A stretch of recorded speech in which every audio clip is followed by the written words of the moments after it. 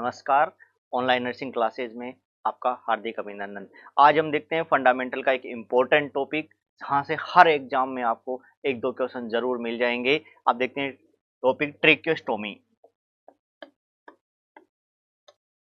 Tracheostomy देखिए, सबसे पहले अपने को समझते हैं कि ट्रेकियोस्टोमी एक्चुअल में है क्या। ये ट्रेकियोस्टोमी का प्रोसीजर अपने को क्यों करना पड़ता है, क्या है इसमें, क्या क्या अपन देखेंगे। तो सबसे पहले अपन ट्रेकियोस्टोमी क्या होती है, ट्रेकियोस्टोमी के इंडिकेशंस क्या हैं, उसके बाद में अपन जानते हैं कि एक प्रोसीजर है। तो ये प्रोसीजर अपन देखेंगे, प्रोसीजर में क्या क्या आर्टिकल्स हैं। आर्टिकल्स में अपन देखेंगे ट्यूब क्या होती है, ट्यूब के साथ में और क्या क्या आर्टिकल्स इसके लिए जरूरी है। उसके बाद में अपन प्रोसीजर करने के बाद में इसमें एक इम्पोर्टेंट चीज आएगी सक्शनिंग। सक्शनिंग के बारे में देखेंगे और लास्ट में इसके कॉम्प्लिकेशंस के बारे में देखेंगे। तो ट्रेकियोस्टोमी में अपन कौन कौन से चीजें आप यहाँ पे देखेंगे। सबसे पहले अपन इसका डेफिनेशन के बारे में देखेंगे, उसके बाद में इंडिकेशन क्या है, उसके बाद में क्लासिफिकेशन क्लासिफिकेशन उसके बाद में प्रोसीजर, और प्रोसीजर के बाद में अपन यहाँ पे देखेंगे सक्शनिंग, और सक्शनिंग के बाद में लास्ट में आता है कॉम्प्लिकेशंस। ये अपना टॉपिक का डिटेल होगा। अब अपन वन बाय वन डिस्कस करते हैं। सबसे पहले अपन देखेंगे ट्रेकियोस्टोमी क्या होता है। देखिए, ट्रेकियोस्टोमी में अपन जनरली ये देखते हैं ट्रेकिया प्लस, ये वर्ड जो बना हुआ है ट्रेकियोस्टोमी दो चीजों से बन के बना है। एक आपका है ट्रेकिया और एक साथ में बना होता है स्टोमा। और स्टोमा का मतलब होता है ओपनिंग। यहाँ पे जो स्टोमा है इसका मतलब होता है ओपनिंग। इसका मतलब है अपने को ट्रेकिया के अंदर एक आर्टिफिशियल ओपनिंग करते हैं और वो ओपनिंग या स्टोमा बनाते हैं ट्रेकिया के अंदर। और उससे क्या होगा, आपका एयरवे पेटेंट करने के लिए और एयरवे को मेंटेन करने के लिए अपन ऐसा करते हैं। तो ट्रेकियोस्टोमी का मतलब है कि एक आर्टिफिशियल ओपनिंग बनाएंगे किसमें, ट्रेकिया में। क्यों? क्योंकि एयरवे को एस्टैब्लिश करने के लिए या एयरवे को मेंटेन करने के लिए। अब अपना क्वेश्चन आता है कि एयरवे को मेंटेन करने की जरूरत क्यों पड़ी, एयरवे को पेटेंट करने की जरूरत क्यों पड़ी। तो कई बार अपन यही चीज आप इंडिकेशन देखोगे, जैसे कई बार अपर एयरवे है, वहां पे कोई ऑब्स्ट्रक्शन हो जाता है, वहां कोई ट्यूमर बन जाए, वहां पर ऐसा हो जाता है, तो उसको अपन रिलीव करने के लिए या अपन कह रहे हैं अपन डायरेक्ट पेटेंट करने के लिए ट्रेकिया में डायरेक्ट स्टोमा बना देते हैं। या फिर आपने कई बार एंडोट्रेकियल ट्यूब है, वो लॉन्ग टाइम तक रह जाए तो इसका इनटॉलरेंस हो जाए, उस कंडीशन में अपन क्या कर सकते हैं, ट्रेकियोस्टोमी कर सकते हैं। कई बार रेस्पिरेटरी फेलियर हो जाए, या कई बार अपन रेस्पिरेटरी मसल्स हैं वो भी प्रॉपरली से इम्पेयरमेंट हो जाए, या क्रेनियल नर्व का इम्पेयरमेंट हो जाए, ऐसी कंडीशंस में अपने को एयरवे को पेटेंट करने के डायरेक्ट अपन किसमें ट्रेकिया में भी स्टोमा बना सकते हैं। तो आपने कहा ट्रेकियोस्टोमी का मतलब क्या होता है, तो इसका डेफिनेशन अपन देखेंगे। An artificial opening made into trachea to maintain and establish the patent airway।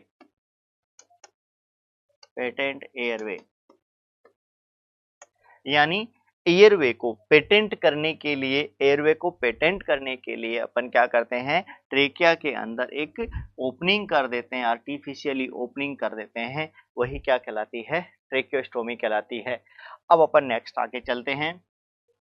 Indication क्या है, किन किन कंडीशंस में आपको इंडिकेशंस क्या हैं, इंडिकेशंस क्या हैं, किन किन कंडीशंस में आपको ट्रेकियोस्टोमी करने की जरूरत पड़ती है, इस बारे में अपन देखेंगे। तो अपन ने कहा अगर अपर एयरवे यानी लेरिंग्स से अपर वाले पार्ट में, अगर लेरिंग्स में कहीं भी कोई ऑब्स्ट्रक्शन हो जाता है, अपर एयरवे में कोई ऑब्स्ट्रक्शन हो जाए, तो ऐसी कंडीशन में भी एयरवे को मेंटेन करने के लिए स्टोमा बना सकते हैं। तो आप कह सकते हैं इंडिकेशन में अपर एयरवे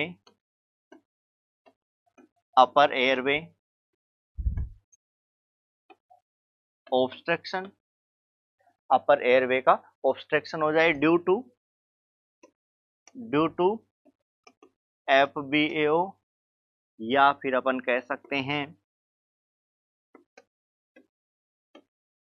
ट्यूमर, या तो ट्यूमर के कारण या फिर फॉरेन बॉडी एयरवे के ऑब्स्ट्रक्शन या FBAO के कारण अगर कोई भी ऑब्स्ट्रक्शन हो जाए तो उसके कारण भी अपने को क्या करनी पड़ेगी, ट्रेकियोस्टोमी करनी पड़ सकती है। अब देखिए जो अपन एंडोट्रेकियल ट्यूब है, एंडोट्रेकियल ट्यूब अपन जो इंटूबेशन करते हैं उसका जो लिमिट होती है टॉलरेंस की वो लगभग 10 to 14 डेज है। अगर वो इनटॉलरेंस हो जाए तब भी अपने को क्या क्लाइंट को लॉन्ग टाइम तक आपको एयरवे पेटेंट करने की जरूरत पड़े तो ऐसी कंडीशन में भी किसकी जरूरत पड़ती है, ट्रेकियोस्टोमी की। तो दूसरा अपन बोल सकते हैं इंटॉलरेंस टू ईटी ट्यूब। अगर ईटी ट्यूब के प्रति क्लाइंट इंटॉलरेंस हो जाए तो भी अपने को किसकी जरूरत पड़ती है, ट्रेकियोस्टोमी की। और ईटी ट्यूब का नॉर्मली जो टाइमिंग ड्यूरेशन होता है वो 10 to 14 डेज होता है, 10 to 14 डेज। उसके बाद में कह सकते हैं अपन इम्पेयरमेंट ऑफ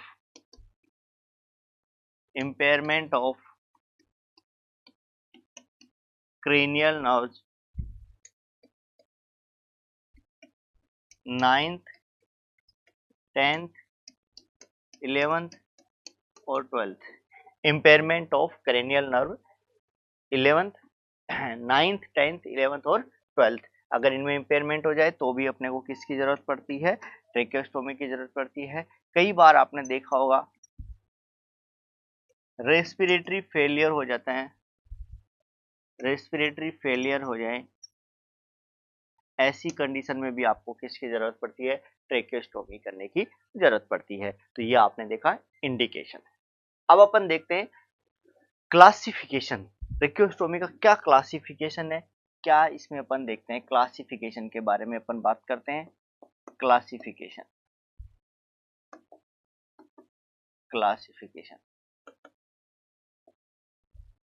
देखिए क्लासिफिकेशन के आधार पे अपन इसको 3 टाइप में डिवाइड कर सकते हैं अकॉर्डिंग टू सिचुएशन। सबसे पहला क्लासिफिकेशन अपन करते हैं अकॉर्डिंग टू सिचुएशन। सिचुएशन के आधार पे अपन इसका क्या क्लासिफिकेशन के देखेंगे। देखो सिचुएशन के आधार पर दो प्रकार से अपन इसका क्लासिफाइड कर सकते हैं, दो प्रकार से क्लासिफाइड कर सकते हैं। कैसे, एक होता है प्रोफाइलेक्टिक, एक होता है प्रोफाइलेक्टिक और एक होता है emergency. Prophylactic and emergency. Prophylactic का मतलब है प्लान फॉर, कोई भी ट्रीटमेंट के लिए अपन पहले से प्लान करते हैं वो क्या कहलाता है, प्रोफाइलेक्टिक कहलाता है। और कोई भी लाइफ थ्रेटनिंग कंडीशन में अगर आपको करना पड़े तो वो क्या कहलाएगा, इमरजेंसी सिचुएशन में करना पड़ेगा। तो आपने कहा प्लान फॉर ट्रीटमेंट के लिए अगर प्लान करते हैं अपन, ट्रीटमेंट के लिए प्लान करते हैं तो वो क्या कहलाएगा अपने को, प्रोफाइलेक्टिक। जबकि in life threatening conditions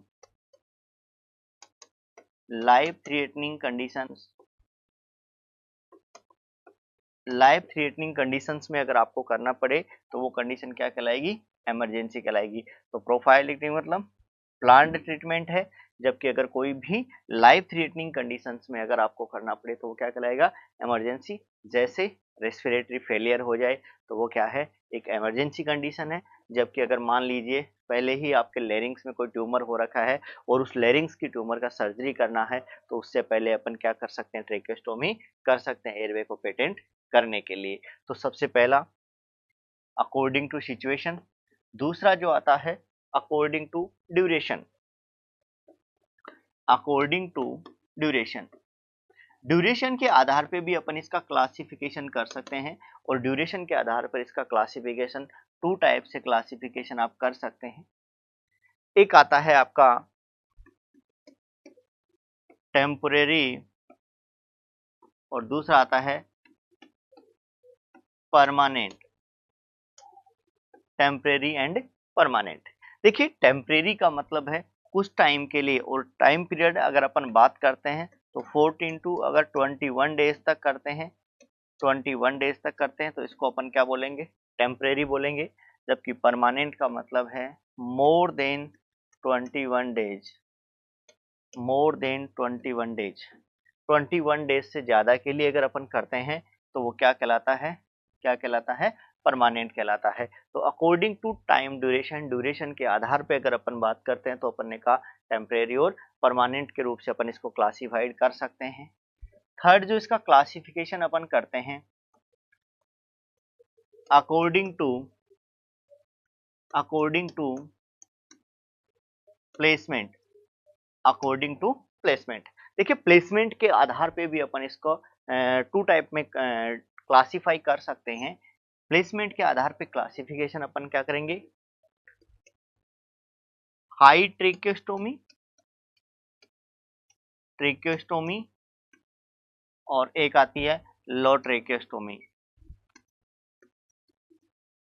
low tracheostomy, high tracheostomy and low tracheostomy. देखिए हाई ट्रेकियोस्टोमी का मतलब है अपन यहाँ पर प्लेसमेंट, जैसे आपने कहा इसका साइट क्या होता है, देखना यहाँ पे भी एक बड़ा इंपॉर्टेंट क्वेश्चन पूछा जाता है, मेनली इसका साइट क्या है। देखिए यहाँ पर अपन देखते हैं, जैसे आपने कहा थायराइड, थायराइड का जो इस्थमस होता है, उसका जो थायराइड इस्थमस है, ये मान लीजिए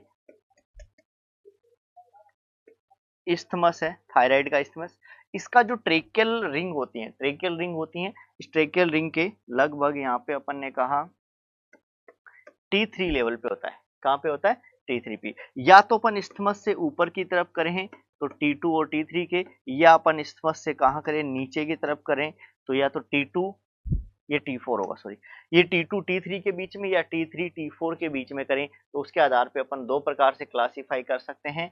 अगर अपन इस्थमस लेवल से अबव करते हैं तो वो किसके बीच में होगा, ट्रेकियल रिंग सेकंड और थर्ड के बीच में, और अगर अपन इस्थमस से नीचे करते हैं तो वो ट्रेकियल रिंग थर्ड और ट्रेकियल रिंग फोर्थ के बीच में होगा। तो मैं कह सकता हूं हाई ट्रेकियोस्टोमी का मतलब होता है अबव, अबव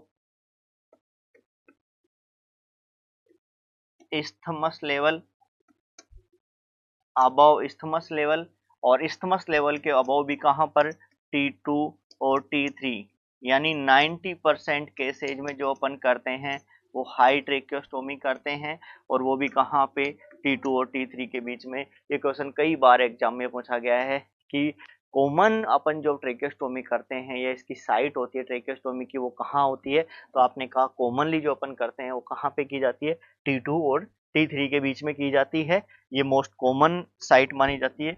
जबकि अपन अगर यहाँ लो ट्रेकियोस्टोमी का मतलब है below the isthmus, below the isthmus, और इस्थमस के बिलो में अपन बोलते हैं T3 और T4 के बीच में। बिलो द इस्थमस की बात करते हैं तो अपन 10% केसेज में अपन कहाँ पे किया जाता है, T3 और T4 के बीच में किया जाता है।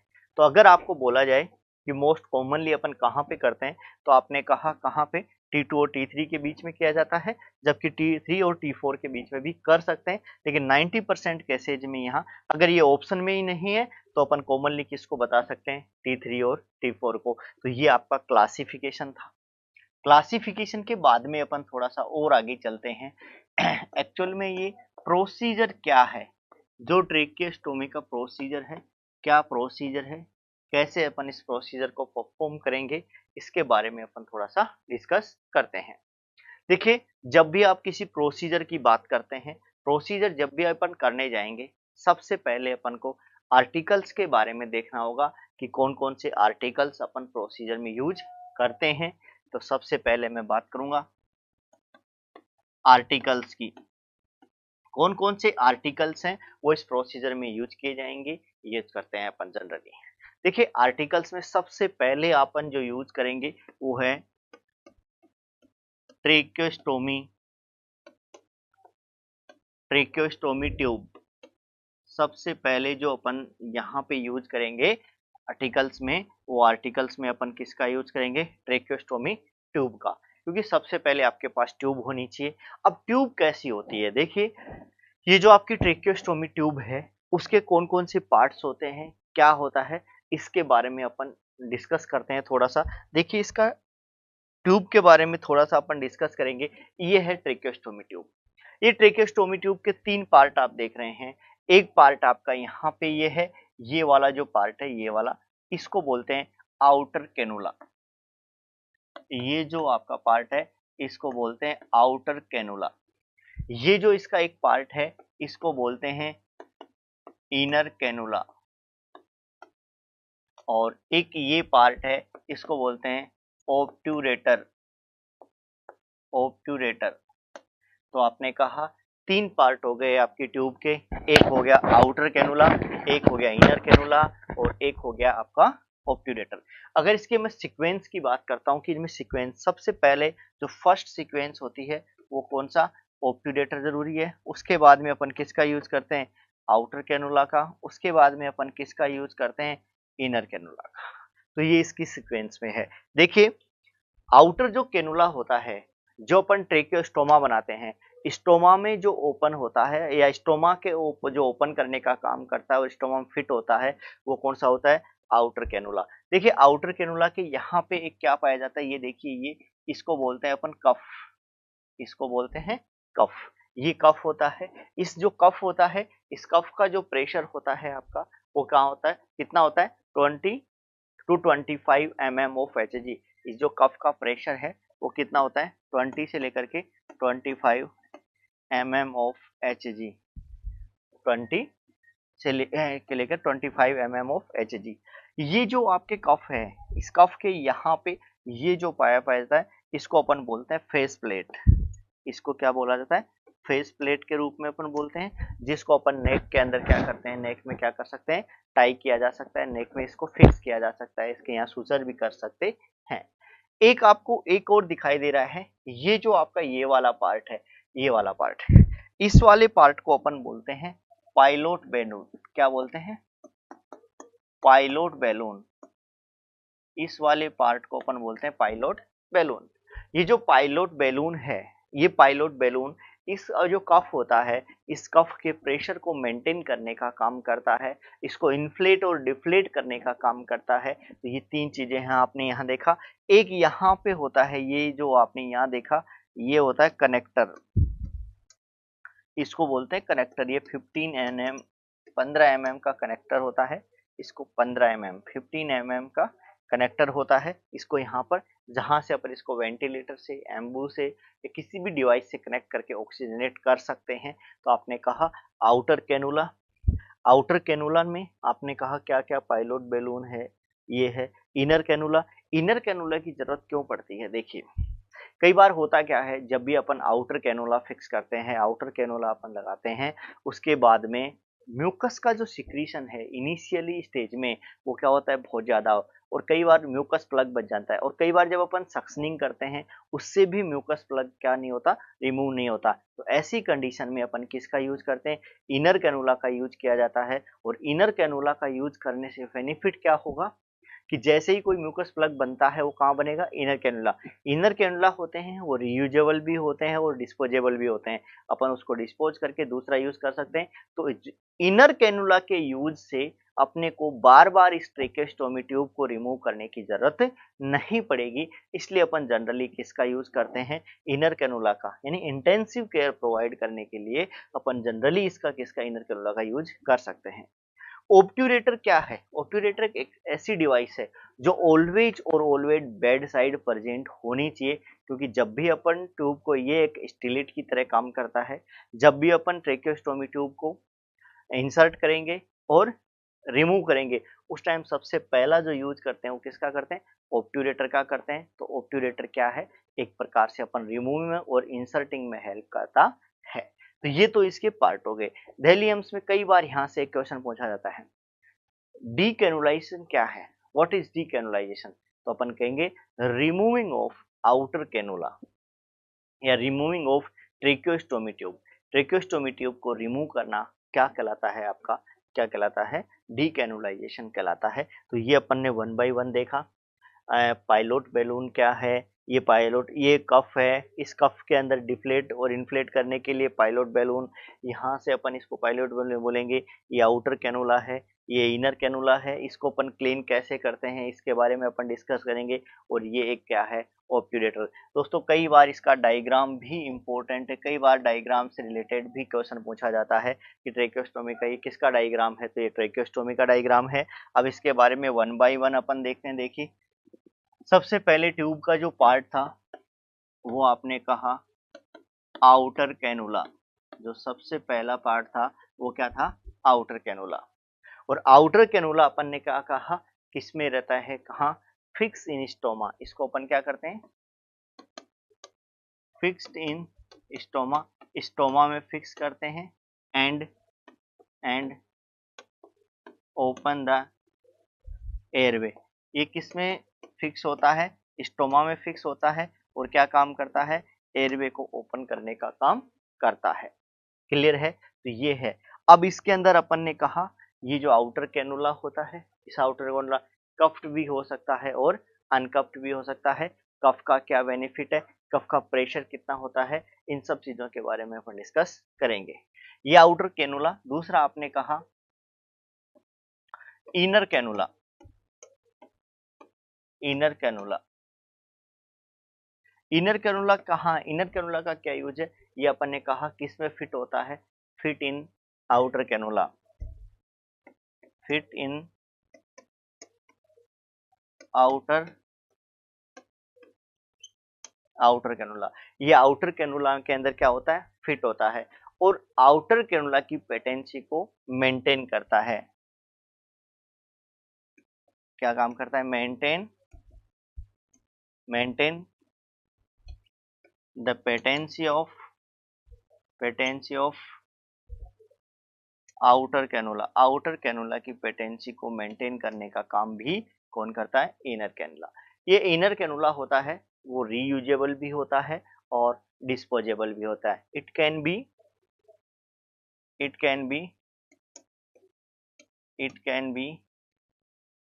रीयूजेबल और डिस्पोजेबल। ये रीयूजेबल भी हो सकता है और डिस्पोजेबल भी हो सकता है। देखो अगर इसको रीयूजेबल करते हैं, तो इसको अपने को क्या करना पड़ेगा, क्लीन करना पड़ेगा। देखिए अगर इनर कैनुला को आप रीयूज करना चाहते हैं तो इसको क्या करना पड़ेगा, क्लीन करना पड़ेगा। और इसको क्लीन कैसे करते हैं, clean the inner cannula. Inner cannula को कैसे क्लीन किया जाता है इसके बारे में अपन बात करेंगे। सबसे पहले देखो अपन बात करते हैं इनर कैनुला को क्लीन करने के लिए कौन कौन से सॉल्यूशन का अपन यूज करते हैं। ये क्वेश्चन कई बार एग्जाम में पूछा गया है। तो 1% सोडियम बाइकार्बोनेट, 1% सोडियम बाइकार्बोनेट, जो अपन इनर कैनुला है, clean the inner cannula, 1% sodium bicarbonate, उससे अपन क्लीन किया। दूसरा हाइड्रोजन पेरोक्साइड, इनसे अपन इसको क्लीन किया जाता है। देखो क्लीन करने का एक और तरीका है, जब भी अपन इनर कैनुला को क्लीन किया जाता है सबसे पहले उसको किस में डिप किया जाता है, 1% सोडा बाइकार्ब में डिप करते हैं।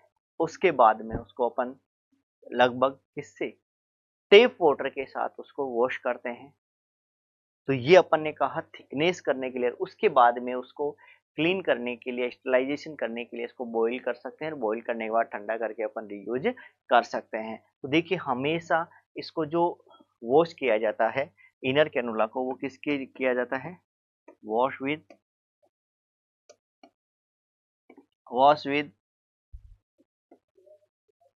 Tape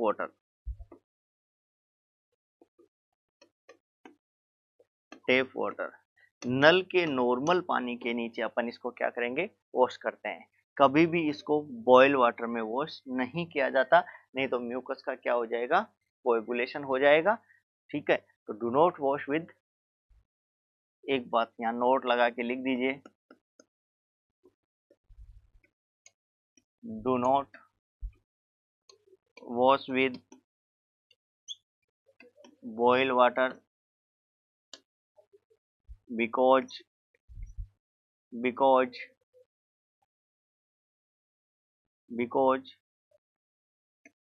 mucus can adhesive to cannula, यानी म्यूकस क्या हो जाएगा, चिपक जाएगा या म्यूकस का कोएगुलेशन हो जाएगा। उसको रोकने के लिए कभी भी अपन किसके साथ में, इसको किसके साथ, बॉयल वाटर के साथ में वॉश नहीं किया जाता है। इसको किसके साथ वॉश किया जाएगा, टेप वाटर के साथ वॉश किया जाता है। क्लियर है।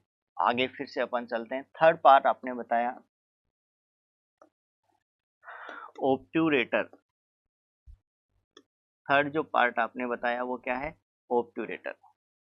ऑब्ट्यूरेटर का मतलब आपने कहा ऑब्ट्यूरेटर क्या होता है, ऑब्ट्यूरेटर क्या है। तो जो ऑब्ट्यूरेटर है ये जनरली किसकी तरह काम करता है, एज ए स्टिलेट की तरह काम करता है। Work as a stylet. ये किसकी तरह काम करता है, स्टिलेट की तरह काम करता है। ये इसका यूज क्या किया जाता है, मैंने कहा जब भी किसी ट्रेकियोस्टोमी ट्यूब को रिमूव करेंगे या इंसर्ट करेंगे, सबसे पहले आउटर कैनोला के अपन किसको फिट करते हैं, ऑब्ट्यूरेटर को फिट करते हैं। उसके बाद ही उसको इंसर्ट किया जाता है या रिमूविंग किया जाता है। इसीलिए एक बात बोली जाती है कि जब भी किसी क्लाइंट को ट्रेकियोस्टोमी हो रखी हो, ऐसे क्लाइंट के पास ऑलवेज और ऑलवेज ऑब्ट्यूरेटर साथ में होना चाहिए। तो आपने कहा वर्क एज ए स्टिलेट और use for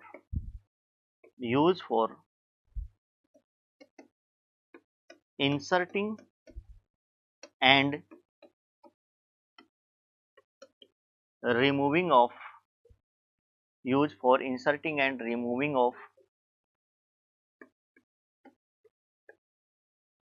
tracheostomy tube. Tracheostomy tube या आउटर कैनुला को इंसर्ट करने में और रिमूविंग करने में इसका यूज किया जाता है। तो ये तो सबसे पहले अपन ने सबसे पहले बात की कि इसके पार्ट्स कौन कौन से होते हैं, कौन कौन से पार्ट्स की अपन बात करते हैं। देखिए यहाँ पर अपन सिर्फ ट्यूब के बारे में पढ़ रहे हैं। तो सबसे पहले आपने ट्यूब्स की बात की और ट्यूब में आपने कहा तीन प्रकार के, एक आउटर कैनुला होता है, एक इनर कैनुला होता है और एक ऑब्ट्यूरेटर होता है। एक क्वेश्चन कई बार पूछ लिया जाता है, डीकैनुलाइजेशन इज, डीकैनुलाइजेशन है, डीकैनुलाइजेशन इज, डीकैनुलाइजेशन है क्या है। तो डीकैनुलाइजेशन का क्या मतलब होता है, क्या मतलब है, removing of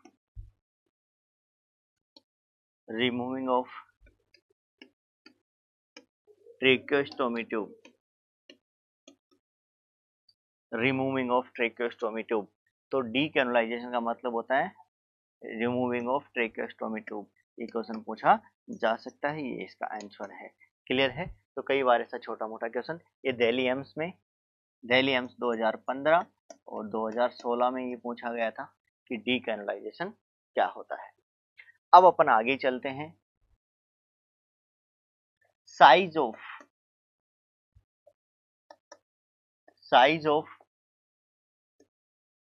tracheostomy tube, size क्या होती है, ट्रेकियोस्टोमी ट्यूब की साइज क्या होती है, साइज के बारे में अपन थोड़ा सा डिस्कस करते हैं। साइज ऑफ ट्रेकियोस्टोमी ट्यूब, देखो साइज निकालने के लिए अपन एक फॉर्मूले का यूज करते हैं, H/4+4। एक ये फॉर्मूला होता है साइज निकालने के लिए, इसका यूज भी अपन कई बार साइज के लिए करते हैं। जो साइज है ट्रेकियोस्टोमी ट्यूब की, नॉर्मली जो साइज पाई जाती है अपन अलग अलग एज के आधार पे, अगर इन्फेंट की बात अपन करते हैं, इन्फेंट की बात, तो लेस देन 4 mm किसका यूज करते हैं, लेस देन 4 mm। फिर अगर अपन बात करते हैं चाइल्ड की, यहाँ पे चाइल्ड में कौन सा यूज किया जाता है, तो 5 से 7 mm का जनरली अपन किस में यूज करते हैं, चाइल्ड में यूज किया जाता है। जबकि एडल्ट की अगर अपन बात करते हैं, तो 8 से लेकर के 9.5 mm की यूज की जाती है। तो आपने कहा इन्फेंट के लिए लेस देन 4 mm, चाइल्ड के लिए 5 to 7 mm और एडल्ट के लिए अपन कितना करते हैं 8 to 9.5 mm। तो आपने कहा इसका साइज निकालने के लिए इसका जो फॉर्मूला होता है वो h/4 + 4 होता है। तीसरी बात और, इसका जो लेंथ होती है आपकी ट्रेकियोस्टोमी ट्यूब की जो लेंथ होती है वो लगभग 10 to 15 सेंटीमीटर होती है। ये जो ट्यूब का लेंथ होता है वो कितना होता है, 10 to 15 सेंटीमीटर लेंथ पाया जाता है। तो ये ट्रेकियोस्टोमी की ट्यूब की लेंथ होती है। तो साइज क्या है, और इसके अब इसके types of tracheostomy tube, types of tracheostomy tube. Tracheostomy tube के साइज टाइप्स कौन कौन से होते हैं, कौन कौन से टाइप की ट्रेकियोस्टोमी ट्यूब पाई जाती हैं। देखिए सबसे पहले अपन बोलते हैं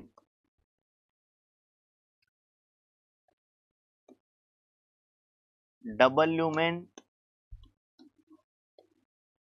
एंड सिंगल ल्यूमेन। जो आपकी सबसे फर्स्ट टाइप जो अपन देखते हैं वो कौन सा है, double lumen and single lumen. तो डबल ल्यूमेन कौन सा है और सिंगल ल्यूमेन क्या है, इसके बारे में अपन ने बात की। तो आपने कहा types of tracheostomy, double lumen और सिंगल ल्यूमेन। डबल ल्यूमेन का क्या मतलब है, देखिए सबसे पहले आप बात करेंगे अपन डबल ल्यूमेन। डबल ल्यूमेन, अगर डबल ल्यूमेन की आपने बात की, इसका मतलब है जो आपकी लूमेन है अंदर, जो आपने ट्यूब है इसकी दो लूमेन्स हो, और दो लूमेन कब होंगी, जब अपन आउटर और इनर दोनों का यूज करेंगे तब अपन उसको क्या बोलेंगे, डबल लूमेन। तो अपन कहेंगे both outer and inner cannula use. यानी कि अगर अपन इनर और आउटर दोनों यूज करेंगे तो इसमें कितनी ल्यूमेन हो गई, दो ल्यूमेन हो गई। और अगर अपन बात करते हैं यहाँ पे सिंगल ल्यूमेन की, सिंगल ल्यूमेन से क्या मतलब होता है, तो सिंगल ल्यूमेन का मतलब है अगर एक ही ल्यूमेन का अपन यूज करते हैं, सिंगल ल्यूमेन का अपन यूज करते हैं तो ओनली आउटर कैनुला यूज।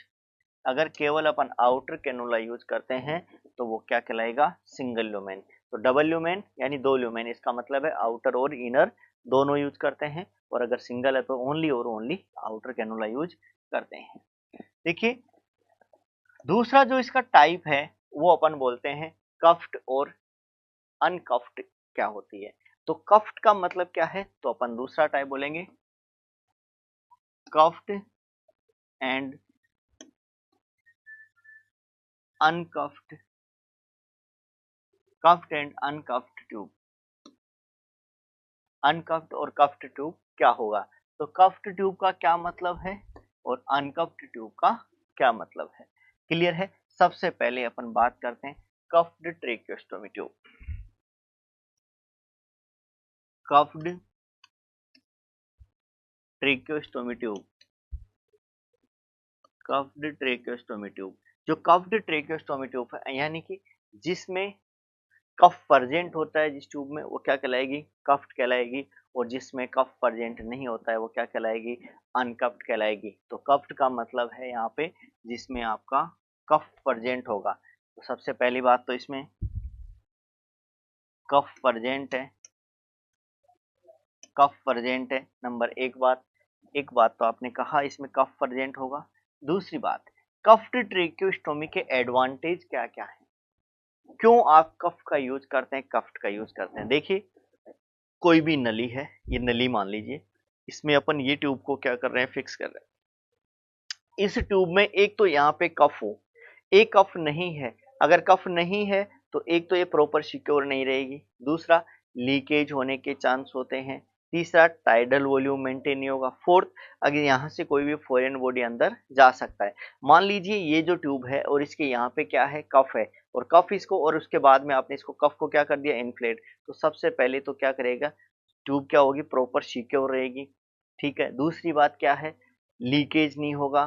तीसरी बात क्या है, टाइडल वॉल्यूम प्रॉपर मेंटेन नहीं होगा अगर लीकेज नहीं होगा तो। और फोर्थ है कोई भी एस्पिरेशन नहीं होगा कोई भी किसी पार्टिकल के। तो ये क्या है, कफ्ड ट्रेकियोस्टोमी ट्यूब के एडवांटेज हैं। तो आपने कहा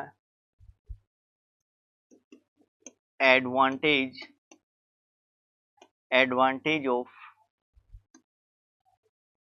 कफ, एडवांटेज ऑफ कफ। अब कफ के एडवांटेज देखिए, क्या क्या एडवांटेज हैं कफ के, क्या क्या एडवांटेज हैं उसके बारे में अपन बात करेंगे। तो अपन कहेंगे प्रॉपर सिक्योर द ट्यूब। सबसे पहले तो अगर कफ होगा, कफ को इन्फ्लेट कर देंगे तो प्रॉपर सिक्योर रहेगी, तो proper secure the tube, proper secure रहेगी, नंबर एक बात। दूसरी बात है प्रिवेंट लीकेज ऑफ एयर। दूसरा अपन क्या कहेंगे, prevent leakage of air, air के लीकेज को प्रिवेंट करेंगे, नंबर दो बात। तीसरी बात है maintain proper tidal volume, tidal volume को मेंटेन करेंगी। अगर लीकेज नहीं होगा तो टाइडल वॉल्यूम क्या रहेगा, मेंटेन रहेगा। और फोर्थ इसका एडवांटेज है प्रॉपर सिक्योर करेगी, लीकेज करेगी। हाँ, जो भी एस्पिरेंट है, कोई फॉरेन पार्टिकल है, उनको भी प्रिवेंट करेंगे। टू प्रिवेंट एस्पिरेशन ऑफ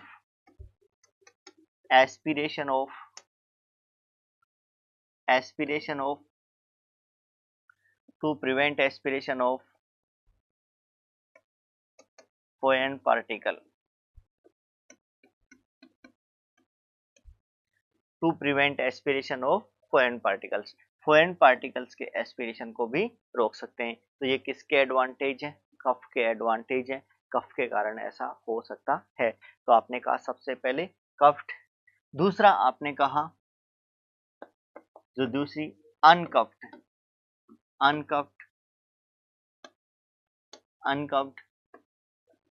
अनकफ्ड जो ट्यूब होती है, अनकफ्ड जो ट्यूब होती है, अनकफ्ड का क्या मतलब, इसमें कफ एसेंट होता है। तो आपने सबसे पहले तो एक बात बोली, कफ क्या रहेगा, कफ एब्सेंट रहेगा, कफ एब्सेंट होगा, कफ क्या रहेगा, एब्सेंट रहेगा। इसका यूज जनरली किस में देते हैं, use in infant oblique child. ज्यादातर जो अपन कफ्ड का यूज, अनकफ्ड का यूज किया जाता है वो चाइल्ड और क्यों, क्योंकि चाइल्ड और इन्फेंट में अब कफ प्रेशर के कारण यहाँ पे क्या हो सकता है, ट्रेकोमलेशिया जैसी कंडीशन या कॉम्प्लिकेशन देखने को मिल सकते हैं। तो सबसे फर्स्ट टाइप था डबल ल्यूमेन और सिंगल ल्यूमेन। दूसरा आपने टाइप देखा कफ्ड और अनकफ्ड। अब तीसरा जो आप टाइप देख रहे हैं वो अपन देखेंगे। देखो एक और बात आती है कई बार, एक आती है फेनिस्ट्रेटेड ट्रेक्योस्टोमी ट्यूब, फेनिस्ट्रेटेड ट्रेक्योस्टोमी ट्यूब, फेनिस्ट्रेटेड ट्रेक्योस्टोमी ट्यूब यानी कि फेनिस्ट्रेटेड, इसके अंदर देखो एक स्पेशल बात, कई बार ऐसा होता है ट्रेक्योस्टोमी अपन जब भी किसी क्लाइंट की कर देते हैं तो आपके वोकल कॉर्ड से क्या होगा, वहां से एयर नहीं आएगा तो वॉइस यानी बोल नहीं सकते। जबकि ये जो आपकी फेनिस्ट्रेटेड है, इस ट्यूब में अपन क्या कर सकते हैं, बोला जा सकता है। क्यों, क्योंकि अपर पोस्टीरियर जो सरफेस होती है उसकी वहां पर एक क्रिकट ओपनिंग पाई जाती है और उसके कारण अपन क्या कर सकते हैं, यहाँ पे बोल भी सकते हैं, एयर वॉइस जा सकते हैं अगर, तो अपन इसको क्या बोलते हैं,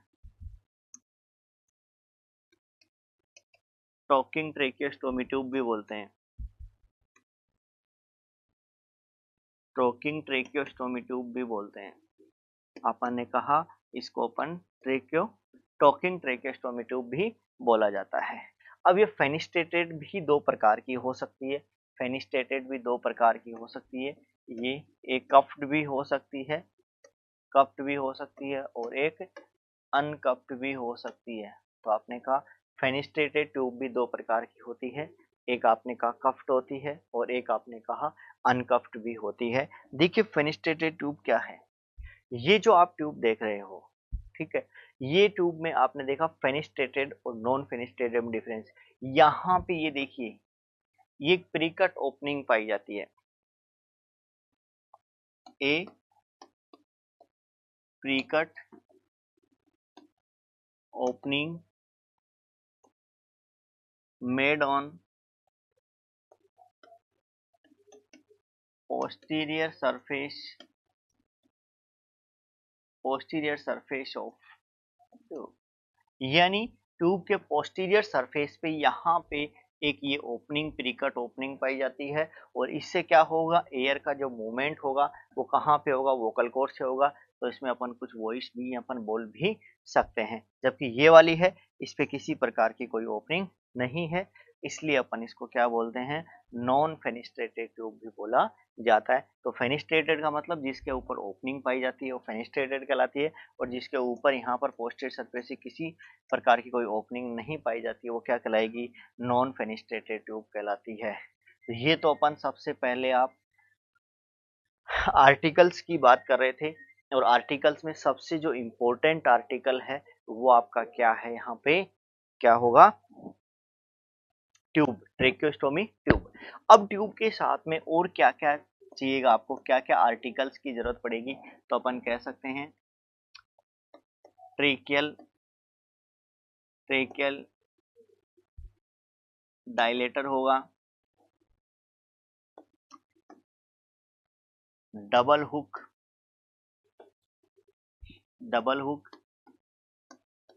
रिट्रैक्टर होगा, डबल हुक रिट्रैक्टर होगा, एक आपको चाहिए एम्बू बैग, एक चाहिए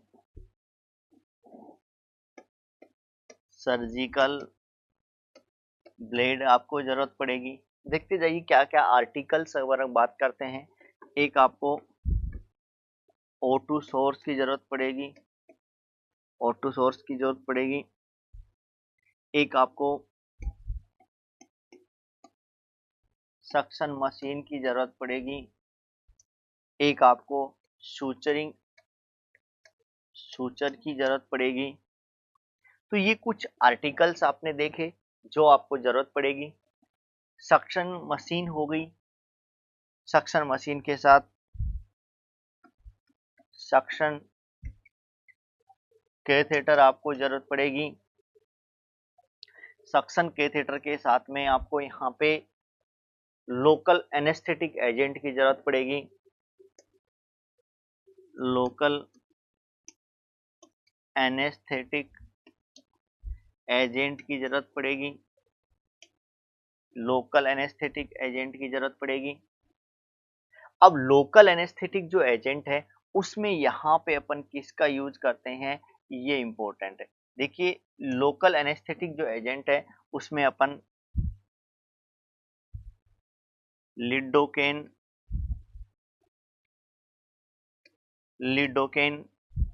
रेशियो एफिनेफ्रिन का यूज करते हैं, लिडोकेन और एपिनेफ्रिन का यूज करते हैं। अब यहाँ पे जो लोकल एनेस्थेटिक एजेंट है उसमें लिडोकेन यहाँ क्या काम करता है, लिडोकेन लुब्रिकेशन का काम भी करता है और नंबनेस का काम भी करता है, जबकि जो एपिनेफ्रिन है ये क्या, आर्टरियोल को कॉन्स्ट्रिक्ट करता है जिससे ब्लीडिंग को डिक्रीज करता है। तो ये आपने कहा लिडोकेन क्या करता है, नंबिंग का काम करता है, और नंबिंग के साथ में ये किसका काम करता है, लुब्रिकेशन का काम भी करता है। जबकि यहाँ एपिनेफ्रिन क्या करता है, आर्टरियोल्स को कॉन्स्ट्रिक्ट करता है, तो यहाँ लिडोकेन है और यहाँ एक क्या है, एपिनेफ्रिन है। इस मिक्स वाला जो आपका लोकल एनेस्थेटिक एजेंट है इसका यहाँ पे अपन यूज किया जाता है जनरली। तो आपने कहा लिडोकेन और एपिनेफ्रिन का यूज करते हैं। तो ये तो अपने पास आ गए क्या, आर्टिकल्स की जरूरत पड़ी, कौन कौन से आर्टिकल्स आपने देखे, इन आर्टिकल्स की जरूरत पड़ी। अब यहाँ पे अपन चलते हैं, सबसे पहले प्रोसीजर की बात करेंगे। अब अपन प्रोसीजर करने जाएंगे, जो प्रोसीजर आप कर रहे थे उसके लिए अपने को इन चीजों की जरूरत पड़ेगी।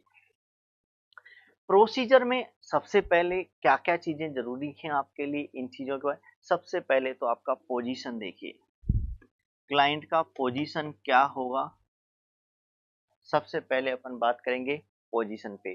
तो अपन कहेंगे यहाँ पर पोजीशन सबसे पहले कौन सी पोजीशन प्रोवाइड कराएंगे, रोज पोजीशन या hyper extension of neck, hyper extension of neck, rose position या हाइपर एक्सटेंशन ऑफ नेक, ऐसे करके, क्योंकि ये पूरा का पूरा क्या होना चाहिए, विजुअलाइज होना चाहिए, नंबर एक बात। उसके बाद में क्या करेंगे, क्लीन द साइट, साइट को क्या करेंगे, क्लीन करेंगे। क्लीन करने के बाद में यहाँ पर लोकल एनेस्थेटिक एजेंट का यूज करेंगे। उसके बाद में अपन क्या लगाएंगे, इंसिजन लगाएंगे। इंसिजन लगाने के बाद में यहाँ क्या होगा, ब्लीडिंग हो सकती है, तो उस ब्लीडिंग के लिए अपन यहाँ पर क्या करना पड़ेगा, इसको सक्शनिंग करना पड़ेगा। और उसके बाद में मैं के स्टोमा, और यहाँ एक स्टोमा बना देंगे। और उसके बाद में अपन क्या करेंगे,